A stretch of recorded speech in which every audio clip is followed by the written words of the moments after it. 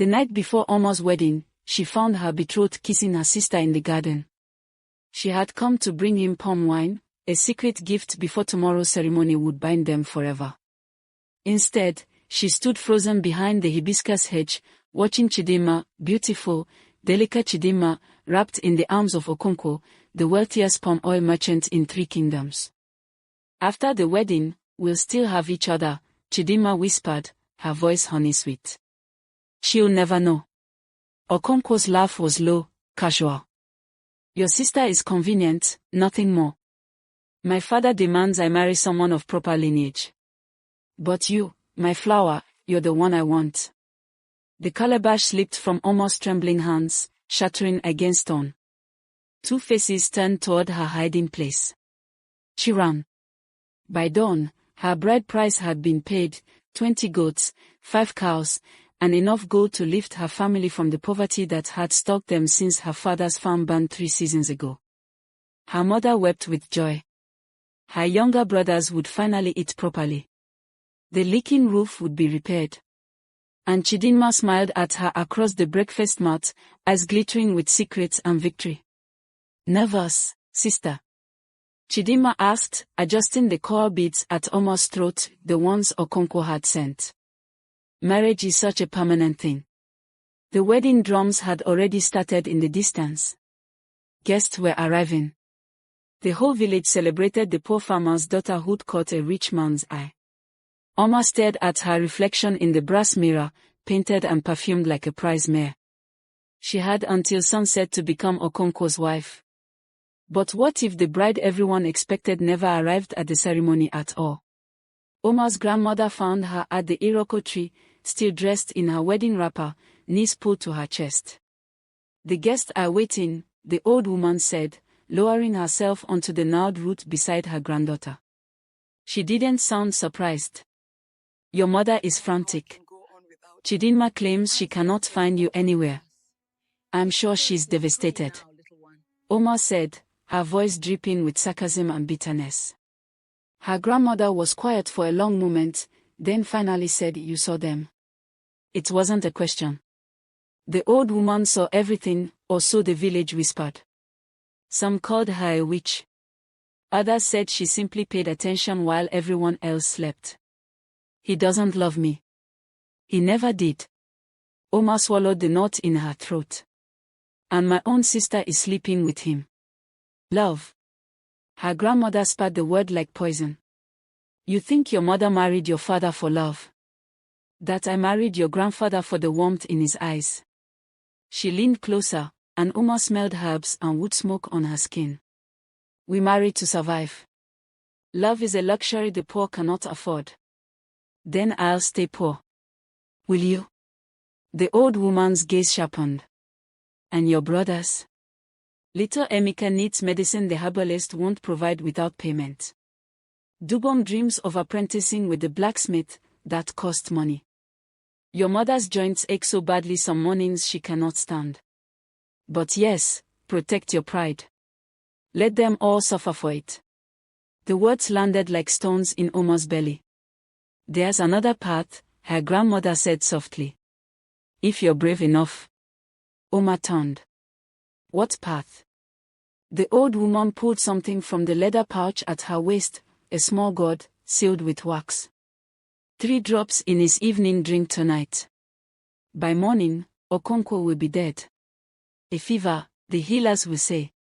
Tragic, but these things happen. Her eyes gleamed. You'll be a widow, child. You keep the bride price, the family debt is settled, and you're free. No one forces a widow to remarry quickly. Horror crawled up Omar's spine. You want me to murder him? I want you to choose. Her grandmother's voice carried no judgment, only certainty. Marry him knowing he'll betray you nightly with your sister. Refuse him and watch your family starve. Or take what's owed to you and walk away clean.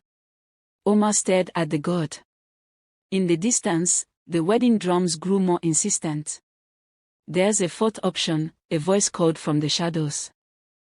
The wedding ceremony was flawless. Omar smiled through every blessing, every song, every congratulation.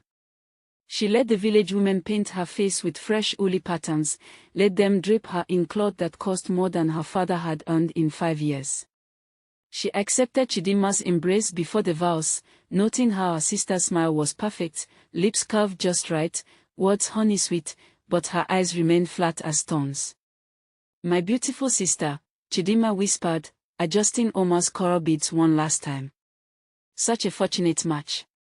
"Yes," Omar replied, holding her gaze. "Fortune changes everything, doesn't it?" Something flickered across Chidima's face. Confusion, maybe. Or the first whisper of fear. The vows came and went. Okonkwo's hand was possessive on her shoulder as the elders proclaimed them bound. The village cheered. Her mother wept with joy. Her brothers ate until their bellies rounded, but Omar thought of her tonight's mission, why she married him. The feast lasted until the moon climbed high. Palm wine flowed freely.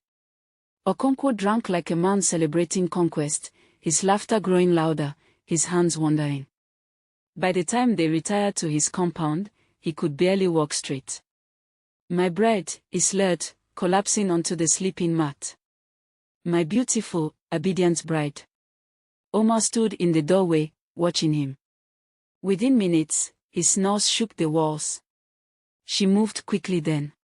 Searched the main room, nothing. The storage area, clay pots, palm oil, trade goods. She found the first journal hidden beneath a loose floorboard near his sleeping mat, wrapped in oiled cloth. Her hands trembled as she opened it. 43 people. Now she knew where they were, just as the owner of the strange voice predicted.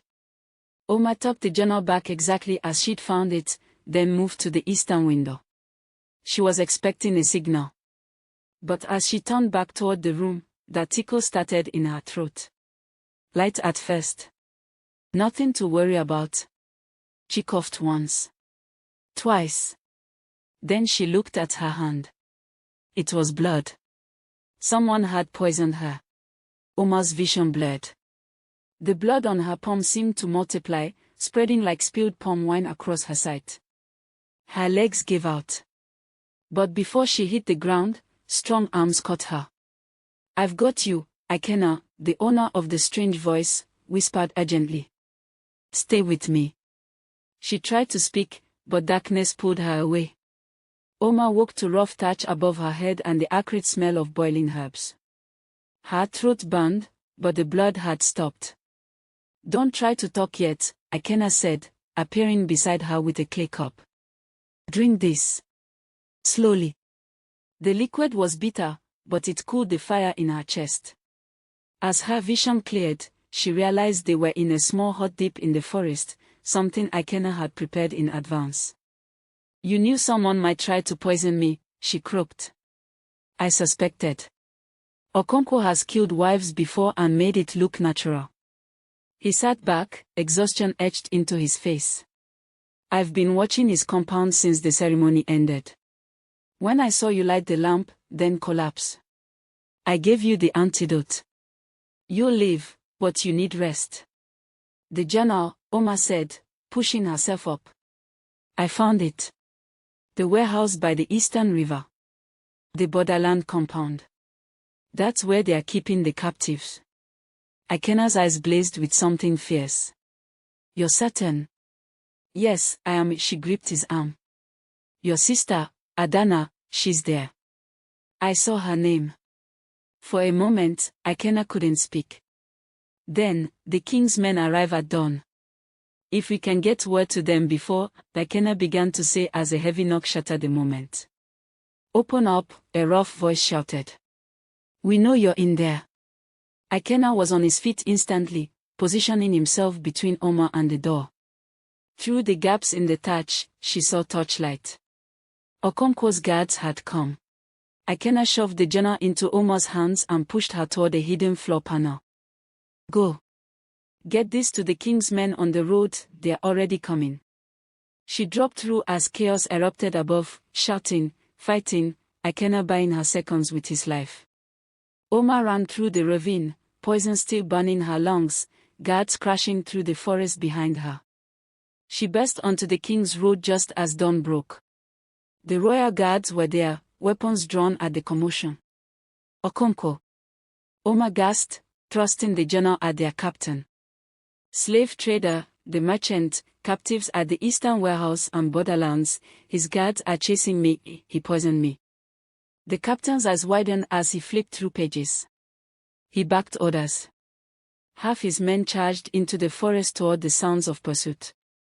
The rest surrounded Omar protectively. Within the hour, Okonkwo was dragged from his compound in chains, still drunk, screaming about his missing bride. Chidinma was found trying to flee with a bag of gold, poison vials hidden in her wrapper. The raids happened simultaneously, the warehouse, the borderland compound. 43 people freed, including Adana, who collapsed weeping into the king's men's arms. The trials were swift. The evidence overwhelming. Okonkwo and Chidinma both hanged within the week for slave trading and murder. But when the king's men went to find Omar, to honor her as a hero, to return Okonkwo's seized property to the widow who'd exposed him, she was gone. So was Ikena. The village searched. The king's men searched. But it was as if the forest had swallowed them both whole. Some said they'd run away together, two broken people seeking healing far from the village that had failed them. Others whispered that Omar had died from the poison after all, and Ikena had buried her somewhere secret before disappearing into his grief. Omar's mother and brothers received compensation from Okonkwo's seized assets, enough to live comfortably forever. But they never stopped leaving a lamp burning in the eastern window, hoping their daughter might see it and come home. The end. Kindly subscribe.